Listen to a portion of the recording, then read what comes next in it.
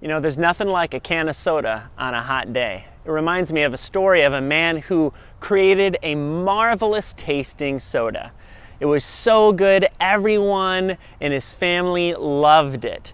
And it got so popular even in his town that a company came in and they said, hey, we want to market your soda to the masses so that everyone in the nation can have a taste of your marvelous soda.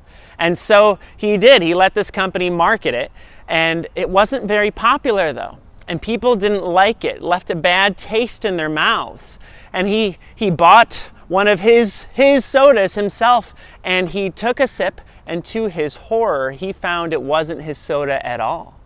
That this company, in the act of marketing his soda, had diluted his formula.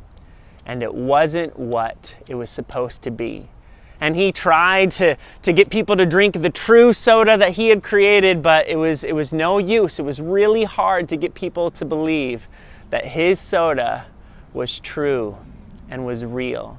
You know, it reminds me of something the Apostle Paul says in the book of Galatians. If you open to chapter 1 of Galatians, Paul says this: I'm astonished that you are so quickly deserting God, who called you in the grace of Christ, and you're turning to a different gospel.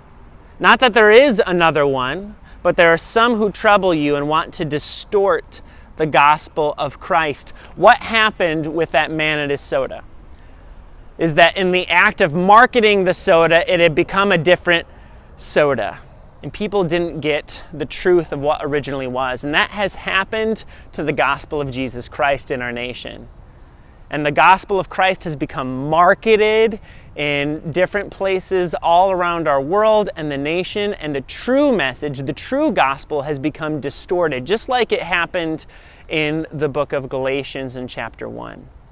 Here at Lombard Bible Church, we want to share with you the true and the good news, the message of the real gospel of Christ, that Jesus Christ came to save sinners.